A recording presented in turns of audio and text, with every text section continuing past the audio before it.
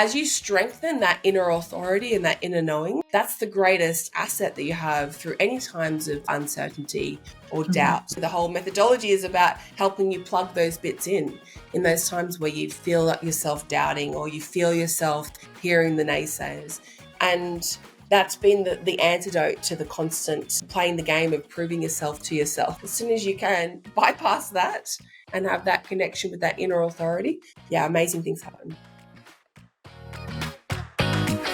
Hey everybody, welcome to the Delusional Show. This is your host, Michelle Coyle. I am here with my friend, Bianca Aiono. Bianca, do you want to introduce yourself, please? Hi, I'm Bianca, and I'm a sales energy expert. And the year I tripled my business was the year that I had triplets. Delusional indeed. I love this story. So can we back all the way up to prior to the triplets, because you were also like a bodybuilding champion of some sort. Is that right? Tell us about that. Yeah, well, look, I've been an elite athlete. Well, I was from the age of 14. So I've represented Australia in 6 sports. So bodybuilding was one of those ones where I just really, basically my motto was whatever is uncomfortable, I just want to stare it in the face until it's comfortable again. So whether that was like 100 burpee pull-ups or throwing a javelin, or it was dieting so that your body fat was paper thin all over your body, I just loved that. I guess it's just proving that I could do it, proving the voice inside me that said, no, you couldn't, just to be like, screw you, yes, I can. And so that was, but also the whole part of bodybuilding is, it is pretty perverse, because then you get all these beautiful women, aesthetically gifted, beautiful women standing up on stage doing these really strange, awkward, moves, and then judges are giving them 1 point for every physical imperfection they have. And so the person with the lowest points gets a plastic trophy. So, I did a few of those. Plastic trophy? Plastic trophy, yeah. I went in one where you could win $5,000 with the local plastic surgeon. So that was, it was just really deeply problematic. And there's a photo of me on stage where I wasn't getting called up for comparisons. I realized I'd entered the wrong division or the wrong federation. And there's this expression that washes over my face where I'm just going, what the frick am I doing here? And that was the end of it. Actually, no, the end of body sculpting for me was, I decided, it was right about the same time I met Kylie, and I decided I'm going to be the best. I'm going to go to worlds. I'm going to be amazing, but I can't stop this on again, off again dieting where, like I was like at the peak, you're eating 24 egg whites a day, or you're just eating fish and broccoli, or, you don't need much sleep. So I was just getting up at 3 a.m. and going for a bike ride because it's boring sleeping.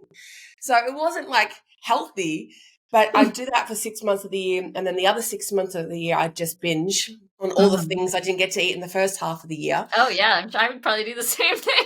Yep. Like, where's the Big Mac? Like hot dogs and cheezels and just weird donuts. stuff. What's a cheese? Yeah. The cheesel must be an Australian just invention. Like twisties, just like Cheetos. Yeah. Yeah. And so I actually looked up weight loss motivation on the internet, and that's when I found our friend Kylie. And I remember saying to her, I was like, I'm broken. I can't stop this weird binging dieting. Please help me. I need all of your sessions all the time. And we did one breakthrough session. And it showed me that I basically had these 2 parts where I either wanted to be on the roller coaster of success and ups and downs and success from sacrifice and working really hard, or I would be, that was kind of like the fun part. The other part was more like a black and white Texan Western movie where there was just a tumbleweed that went past. So either I could have fun, exciting theme park fun up and down, or it was just destitute nothingness. And when I merged those parts, who knows what magic she did for me. I actually retired. I was like, I don't want to do that at all. Yeah. So she broke my bodybuilding career. And then when I did my NLP certification, it broke my CrossFit career too, because I was like, I'm already awesome. Why am I trying so hard? I love it. Okay, I have to stop and give some context to people. So Kylie is our mutual friend, Kylie Ryan, one of the best coaches in the world. Mhm. She's been my coach as well. She is indeed amazing in magic, and we are hoping to have her on the show. But if you hear us talking about Kylie, that's who we're talking about. And NLP is neuro-linguistic programming, which we talk about a lot on this show because I do it, and so do a lot of my friends. So, and it is indeed a life-changing modality. So you got to a point where you just said, you know what, I'm actually super comfortable not doing this anymore. On stage, it was when they were calling out really slim, skinny girls, and I'm Polynesian, so I had a depth of quads. I had depth of training that showed up in my physique, and I had Mm-hmm. all these accolades as an athlete. And then I realized, oh, this is like putting yourself in front of people that don't value you. And I remember just going, I will never ever do this again. I want to be Mm, valued for what I contribute to the world and how I make people's lives better, not for what I look like. So that was the big penny drop moment. I love that. I love that. And you've held to that boundary ever since, I imagine. Well, I think you just find different spirals of that, different spirals of unpicking all the ways that your conditioning says that you should be a certain way so that then you can feel good about yourself. So, that new devil, was it old devil, new level New pokes his level, new head up. devil. Yeah. Yeah, right. Because then I went and had triplets, and then Blue like carried 15 pounds of babies. So, it's like it's ever expanding. Yeah. Okay. So let's talk about the triplet. I see pictures of you online all the time and you're just surrounded by children. Because you have another child as well, right? So there's Yeah. there's four children in this equation, which is, for the record, for anybody listening, double the number of children I have. So I just can't even imagine doubling my children. I can't imagine having four, and they're little still. And Bianca, you're killing it. So when we say you tripled your revenue while you had triplets, we're not talking about like you were making $1 and then you were making $3, right? Like tripling your Yeah. revenue. This was significant money. Most Yeah. people would find that insane. I actually find that a little bit insane. I can't say that I ever set the world on fire in a year that I gave birth to somebody. And that was only one somebody at a time. Yeah. So how did that happen? How'd you do that? Well, look, I mean, the first part, the story happens really just trying to fall pregnant was the first time I couldn't force my body to do something. Mm, And, had fertility treatment, 14 months of fertility treatment, a year of trying to do all the sets and the reps by ourselves. And, it's not working. And then yeah. even had a miscarriage. And it was like, oh, wow, Hmm. you really can't force this. You really Yeah. can't force this. And I actually just had to give up. I was like, okay, I'm just really making peace with being favorite Auntie Bianca. Hmm. And the moment I did that, I actually fell pregnant the next month, Wow. which was, and then I baked an entire human being with zero force or effort or conscious thought.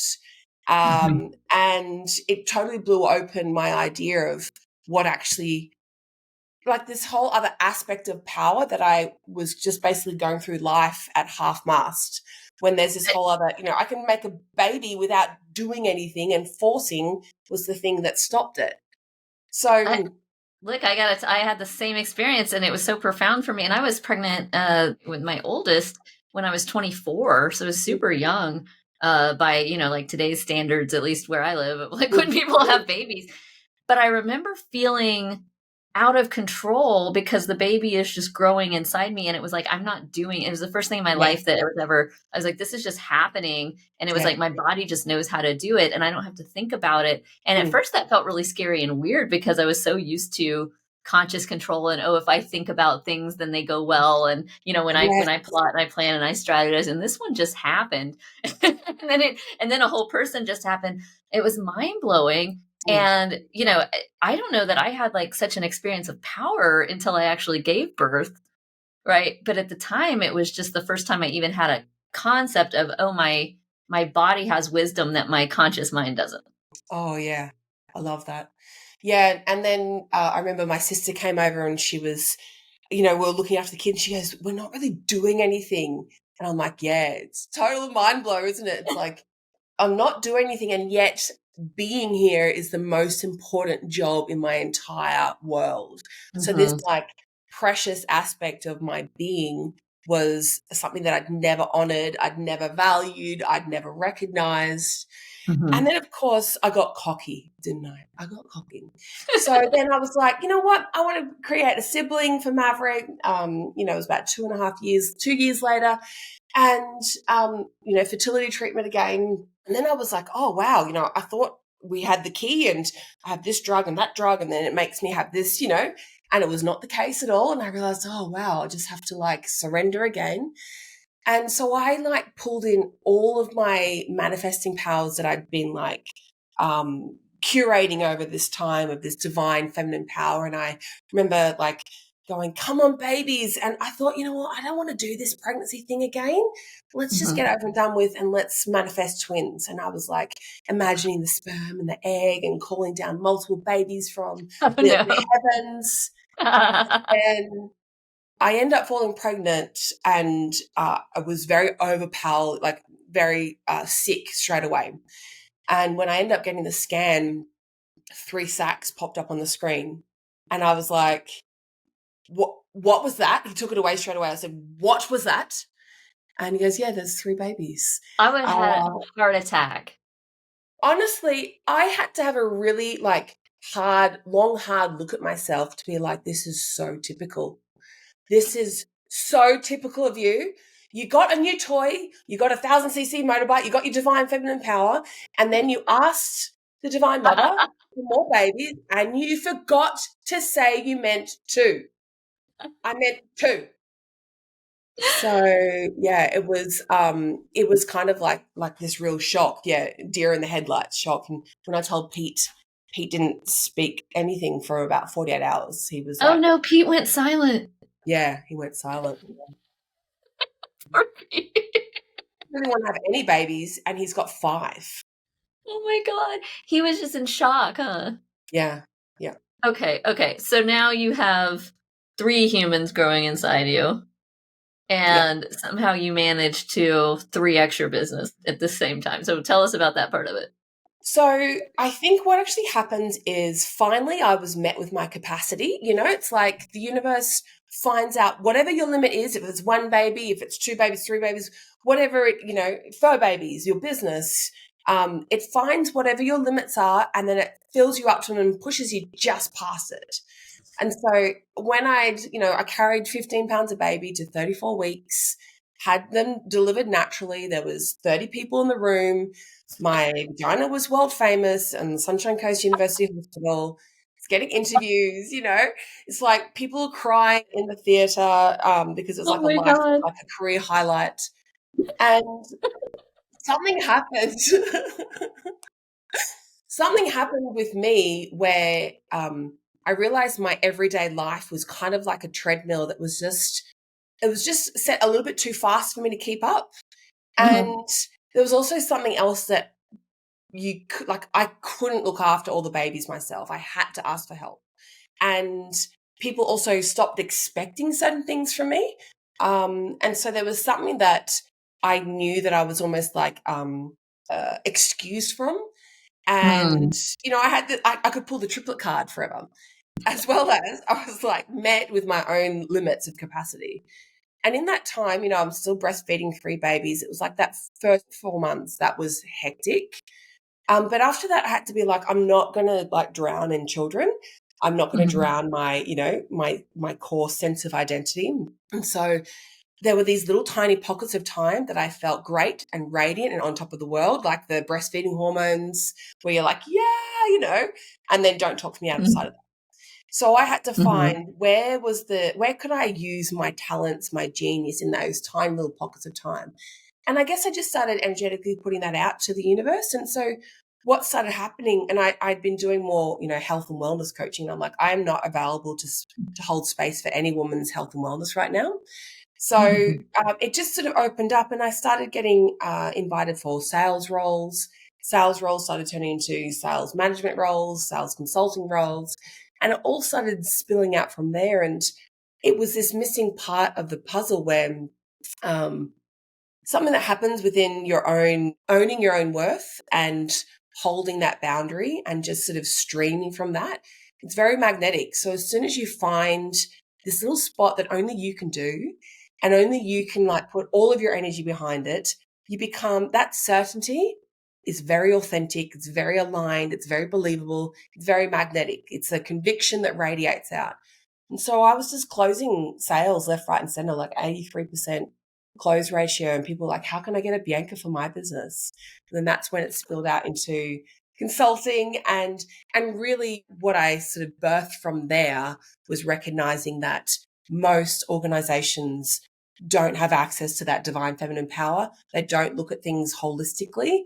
Mothers are constantly in this strategic visioning of their family, of their business, of their body, of their health.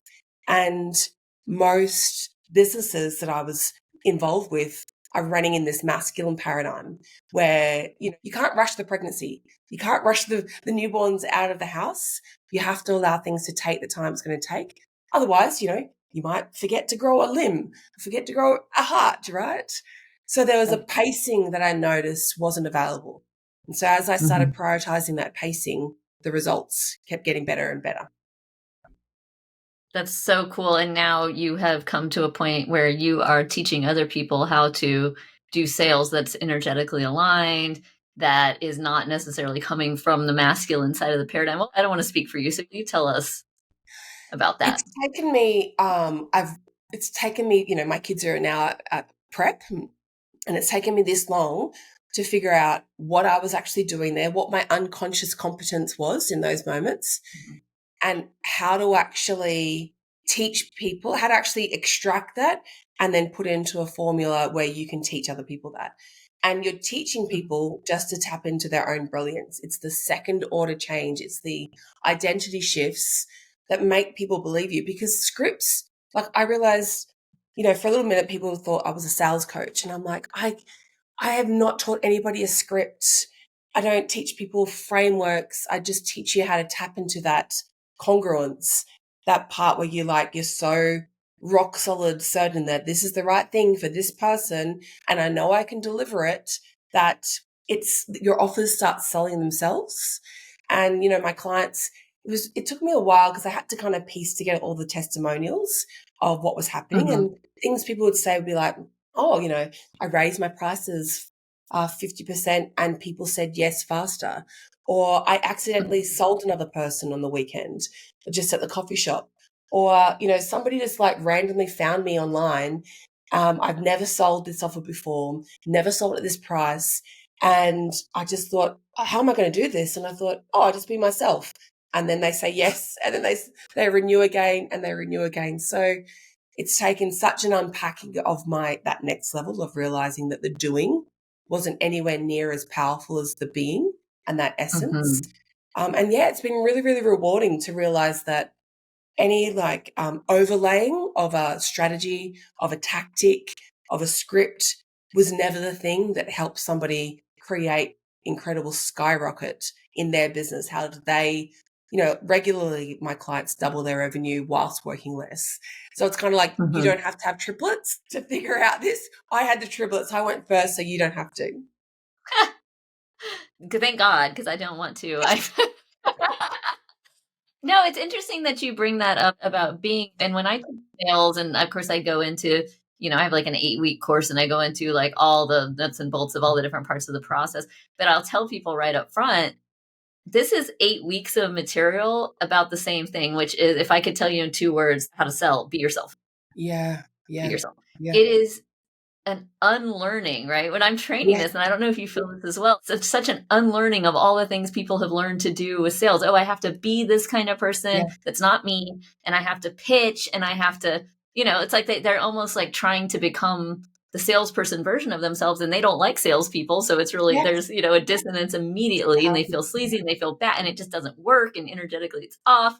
It's like, no, just be yourself. And also, you know, release your attachment to the outcome. So much easier said than done for people, right? So beautiful. Yeah. I mean, I was going into these organizations, and one of them was, you know, I just listened to a few of the recordings and I'm like, what are you trying to do? It's like you're trying to be the hostess from the mostess and self in the first 30 seconds to a minute. I can tell that this isn't going to go well. And so just Mhm. by helping people realize that you're the gatekeeper, you're like the nightclub attendee that's got the rope, the velvet rope, and you're letting people in, or you're not letting people in, you're being discerning. Mhm. That team boosted their conversions from 27% to 43% after just 4 weeks Mhm. of this shift. And it added an extra 200 grand a month to their business, just having that Mhm. gatekeeper energy. Well, that gatekeep energy, and it comes from a logical place, right? Like when we do our market research and we figure out what's going on, usually it turns out these prospects need us a lot more than we need them, meaning it's a Mm. lot easier for me as the salesperson doing what I do to go get new people to talk to, new leads in the door, than it is for somebody else to find somebody exactly like me who can do all Yeah. the things that I can do and help them transform their life, right? I'm not saying nobody else in the world can do that. I'm just saying I have more leads than they have prospective guides or prospective coaches. And so it puts me in the power position of deciding, right? Who do I want to work with? Who do I want to allow in? And that's a whole different dynamic than, oh, please, oh, I need to make a Yeah. sale. Like, oh, I can't, pay my bills by Friday if I don't, right? Like, nobody likes that. That's a repellent energy. Yeah. 100%. Yeah. And Yeah. yet what you were just explaining there about that, very secure in your worth, very owning of what you're good at, what you will allow in and what you won't allow in. It really bucks up against a lot of good girl conditioning. It's not, people go lifetimes without, they can hold that in the service that they do in their business when they're delivering to clients. As soon as money enters the conversation, as soon as there's paradigm where I don't want to be pushy, it's the traditional, conventional, extractive sales paradigm. As soon as I have to meet into there, it doesn't feel right for them. It doesn't feel congruent. And so they feel like they have to be somebody else. It drains them. They feel the pressure. And so then that owning just goes, the owning of the gifts goes. So the big thing that I do is help people make their selling process feel as fun, light, fulfilling, and energizing as it does to deliver their clients. I love that. Sales Mm. is so much fun when you get into it, right? Now, I think this came naturally to me because I'm just an extroverted person and I like making new friends and I always like learn stuff and it's just Mm. always a good time, right? I think about like I win on every call, whether I make a sale or not. I make a sale, I make a friend, I learn a thing, whatever. So I'm like always excited to talk to someone new. For people who aren't like born with the extroversion like I was, like how do you coach them to be themselves while also showing up in this situation that can be really daunting and intimidating for them? Well, a lot of this work is recognizing this effortless genius that we all have, that there's something unique about our lived experiences, about the way that we see in the world, our DNA, our ancestry, our lineage, that people know you for, that, your friends will pick pick up the phone and say, I've got to talk to Michelle about that. Or, Mhm. you'll start chatting to somebody and then they'll be like, it happens with my girlfriends. They go, every time we meet up for breakfast, I then go around and make a whole bunch of boundaries in my life because I'm not available for that. I'm not available for that. And so there's these things that people transform just by you being who you are. And it's actually the hardest journey, especially for overachievers, to Mhm. realize what is that thing that happens? What is that thing that I don't have to prove myself to do? It happens without conscious effort. It transforms people's lives, and yet I don't know I'm doing it. So much of the work that I'm doing is just helping us attach back into that knowing, that gut instinct of, oh yeah, right. This is the shifts that's happening. And so I guess it's kind of, I don't ride horses, but I feel like the essence there is moving with the things that you actually do, and Mhm. coming from that place of, I know that my offer isn't overreaching. I'm not over delivering. I'm not undercharging. I'm not trying to gain your approval. I'm just saying, here's this really beautiful thing that I can do in the ecosystem of life. The Mhm. bees go around and pollinate the flowers, the sun shines, the rain falls, the grass grows. And I do this tiny little job here and I do it better than anybody else in the world.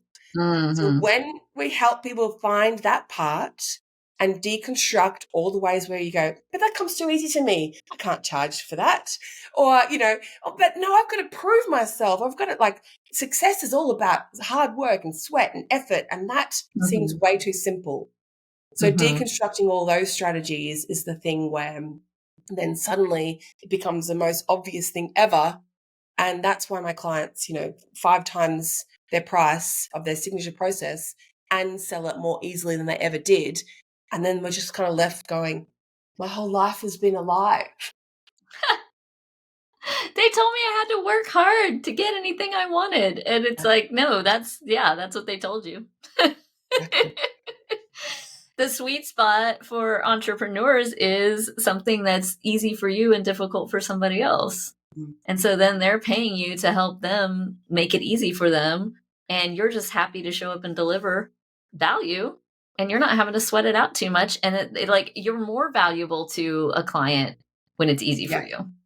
Yeah. And the hard part, this has been, the most, like, the biggest initiation for me is to continually unpack what I'm doing, because in your journey of mastery, you pick up so many skills along the way. You have so many client histories, you have so much experience. And the expert's curse is that you forget how hard those things were all the way back at the beginning. And so unpacking these parts of, it's often not that you're not brilliant, it's that you're brilliant at too many things. And so somebody comes to you and then you can shift them on this level, fix that, fix that, fix that. They're all things you can do, but you bring it back down to the thing that just happens without your effort. It's all the way back down to, like, just from A to B, A to B, A to B. And in your expert's mind, you're jumping all the way to LMNOP and trying to package that and trying to figure out how it is that you actually articulate it. I've been working on, there's a mentor program that's called Webinar in a Week. And a webinar in a week has taken me at least 8 months. 8 months to do. Because each time I create it, I'm like, I forgot that is actually something that maybe took me 5 years to learn. And I put it in just a little chapter. I'm trying to give it in a 30-minute training. Yeah. Yes. Look, I definitely have this problem as a trainer. I want to put everything in the kitchen sink and everything I know about everything. And it's like, that's not an effective training. You actually have to, let's come up with one concept and train that concept really, really well and train it to all different types of learners, make sure we have the visual and the auditory and the kinesthetic, and make sure we're talking to the why people and the how people and the what if people. And, it's like, train one thing in all different ways. But it took me a long time to learn that. Yeah, it's because it's also combating that thing of what makes me valuable is running fast. The growth mindset is for the entrepreneur of always being busy and always being lit up and thrilled and radiant. And instead of being like, business fundamentally is also just about boring basics. And just like enlightenment, before enlightenment, you chop wood, carry water. After enlightenment, you chop wood, carry water. So there's a beautiful curation of really finessing your craft at those base core levels. And I guess when I had the triplets, I had to figure out, how can I have these little tiny windows of time where the attention I gave to my business created perpetuity, created motion that continued, momentum that continued outside of the time and attention that I could give to it. And so what happens is you can't do that just frenetic energy action. You can't have friction. It has to be waiting for those conditions to be perfect, and then going all in when you find that integrity piece, that channel that it's like collapses timelines and allows you to get things done that you thought might take months, and then they get done in like weeks or even days. And it was that little tiny piece of realizing that that's the only thing that matters. And that constraint is the thing that creates the quantum leaps, the catapult into your next level. Yeah, because it forces leverage. It forces leverage. Leverage comes in all different forms. We can leverage time, we can leverage money, we can leverage people. But if you're thinking, well, I only have an hour a day to work on this, but I want to make that hour count as much as possible, right? Maybe my hour is better spent training somebody else to do the thing than doing the thing every day for an hour. I fight this with this is a frustration for me because my clients, and for people listening and watching who don't know me, I train entrepreneurs. And so they'll come to me and say, classic, right? Especially the ones that are newbies and kind of just starting up. I can just do it myself so much faster than explaining it to somebody else. They say, yeah, but you only have to explain it to somebody else once. You have to do it yourself every single time, right? This doesn't actually make logical sense.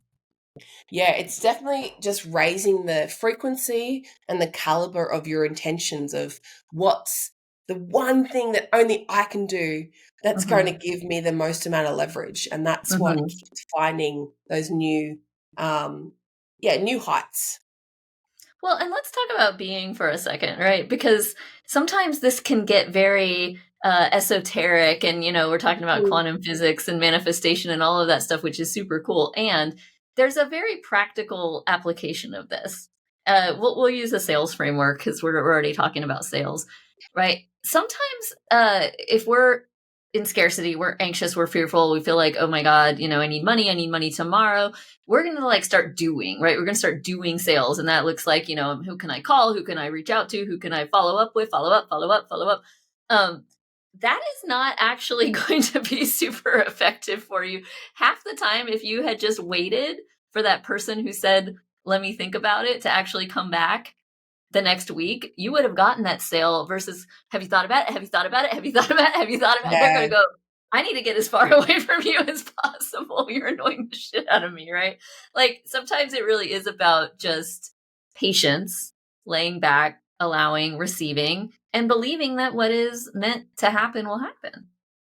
Well, yeah, it's like, I love to use that model of the 4 concentric circles. So who you are being is the smaller center, smaller circle. How you are feeling, your emotions is the next ripple effect, the actions that you're doing, and then the experience that you're having. So the quality of your emotions and how you relate to yourself impacts your decisions, your actions, and your experiences. So just that part of going, who am I being right now? Am I being somebody who's trusting, or am I being somebody who's in scarcity?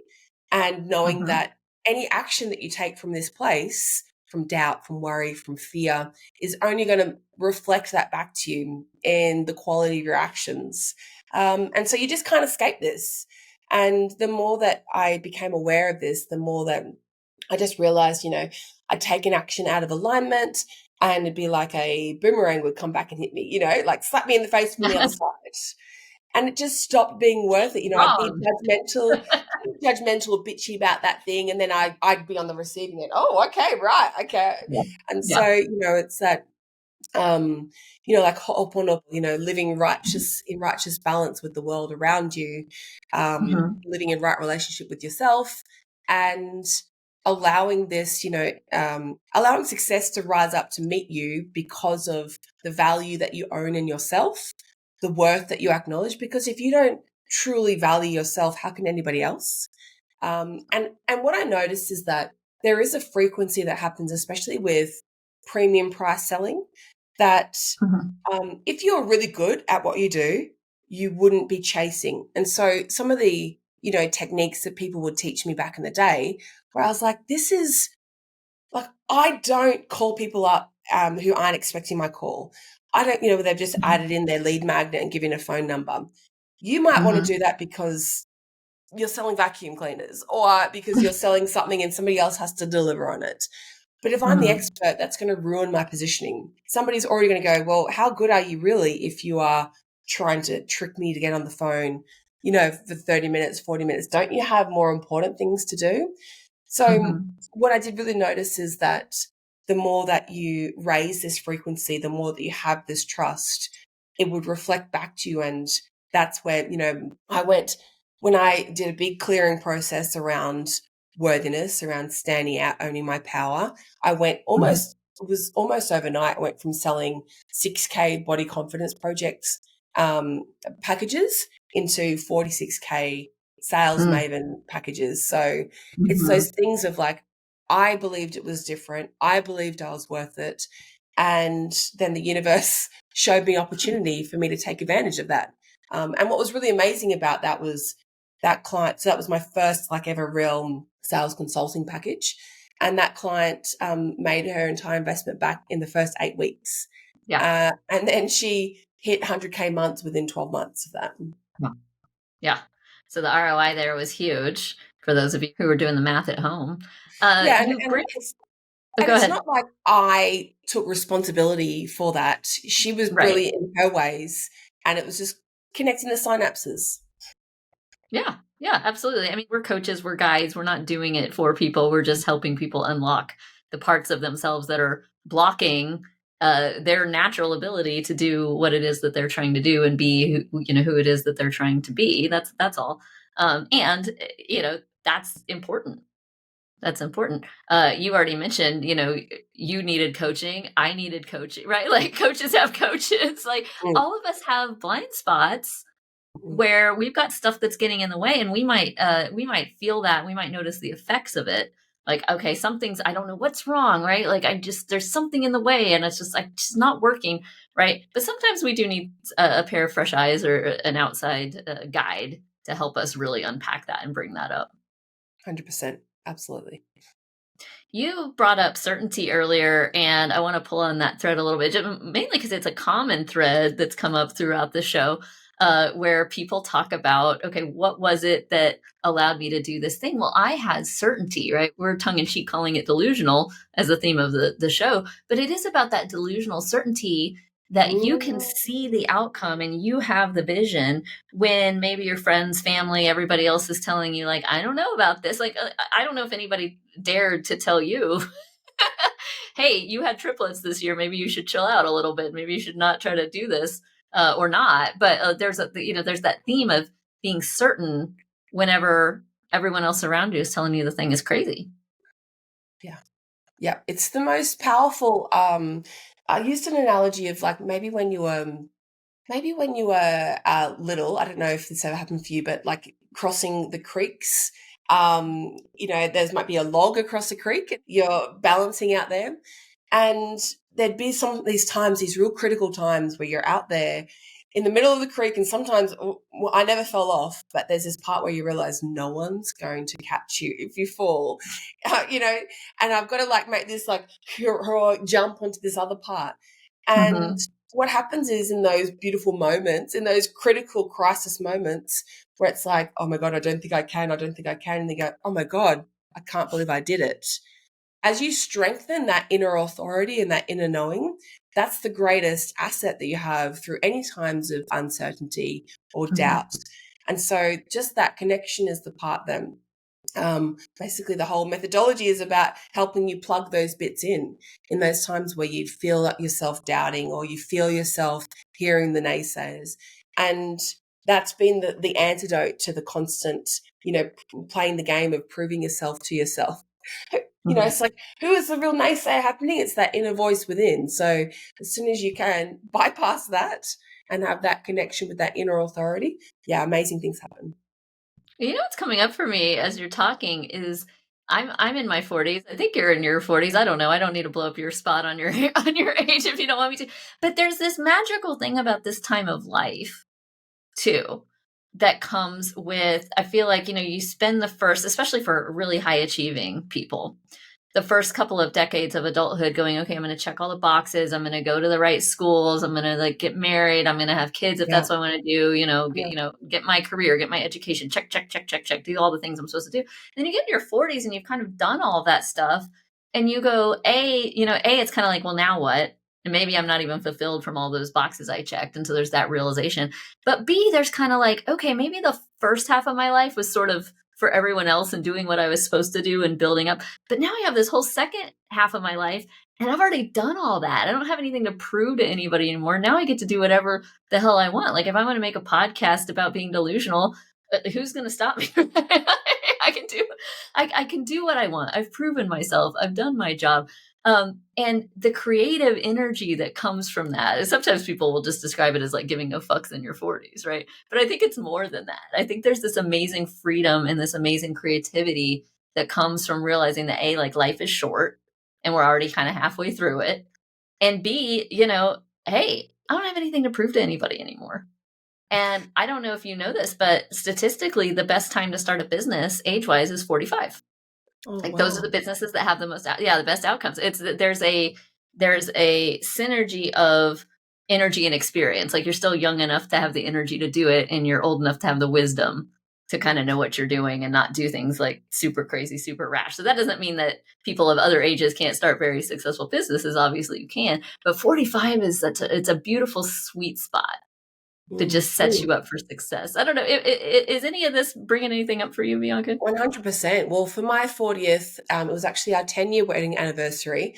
My three babies were three.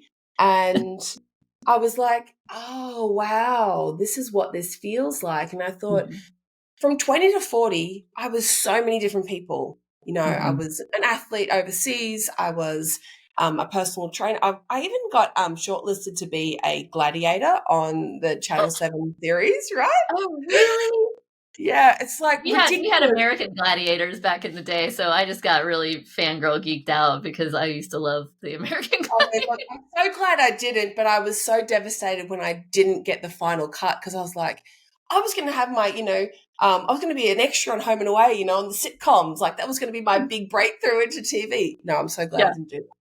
But when I think about how delusional I've been between 20 and 40, building up businesses and burning out from it, listening to other people, getting scanned by other people, falling, just, giving people so much more credit than they ever deserved. And I thought, wow, like I can be so much more intentional from 40 to 60 than I ever was from 20 to 40. Like, Yeah. let's go. This is going to be fun. Yeah. Yeah. Absolutely. So I could talk to you all day, but we're starting to come toward time. I want to know for people that are listening that have a big dream or something that they think that maybe they can do it, but other people are kind of not so sure. What would you tell those people? What would I tell those people? Look, what I really have been recognizing is this the courage to really claim who you are has such an amazing ripple effect. And on these power versus force scale of consciousness by David Hawkins, courage is that tipping point. Courage is that emotion on the scale where you start tipping into power. And so noticing that the courage to be all of who you are and to reclaim the parts that were weird or to reclaim, like, I remember things when, growing up, people used to be like, oh, I said to my dad, oh, your daughter walks around like she owns the place. And I was like, what does this mean? Own the place? I'm just walking around being myself. And Mm-hmm. I spent a lifetime trying to let people know that I know I apologize for who I am. I don't, I Mm-hmm. don't love myself. No, I don't love myself. I'm not up No, myself. not me. And so there comes to a time where you actually get so exhausted from trying to live up to the expectations of what these other people who don't actually matter to you think of you. And so what you've got left is this courage. And courage, core means COR is derived from Latin, the word to live from your heart. So it's these parts where, just having those hard conversations with yourself, and some of it is actually that you're way more powerful than you ever gave yourself credit Mm-hmm. for. Some of the Mm-hmm. things where it's like the thing that's, that we're most afraid of is actually how bloody great we are. So that part of the delusional part is like just getting really, really super clear that that's what lights you up, that joy is your compass, that what makes you feel happy and nourished, a success that nourishes you and doesn't deplete you. That's your birthright. That's the norm. It's not meant to be the thing that you have to sacrifice in order to feel good about yourself, in order for you to feel like you've earned the success. So that courage to lead with your heart, everything builds from there. So the courage, then confidence builds onto there, certainty in the actions that you do, and then conviction that the things that you want, you desire to call in, is going to happen. It's going to show up. And then the universe, you are now a frequency match for your desires. And the only thing left is for it to show up. So beautifully said. I love it so much. Thank you so much for being on the show. If people want to find you or learn more about your work, where can they find you on the internet? Do you know what? I think probably the funnest way to go would go to biancaa.com/method. This is a free training where I show you how to make more money being more of yourself. And that's the real blueprint of what it really means to be fully paid, fully expressed, fully paid, and fully free. And I also have a clearing in there where you can experience the modality that you and I both wield. But it helps you uncover that first like foggy layer that holds you back from living courageously from your heart. So cool. So free training for anybody who wants it, who's watching or listening, biancaa.com/method. Go check it out. And of course, we would love your support here at the Delusional Pod. So follow us at the Delusional Pod on Instagram. Follow me at Michelle to Scale. Like, share, comment, help us get this thing off the ground. We're doing some really cool interviews here. We want as many people to hear them and getting as inspired as possible. So, Bianca, thank you so much for being on with us today. And everybody else, we'll see you next time. Bye.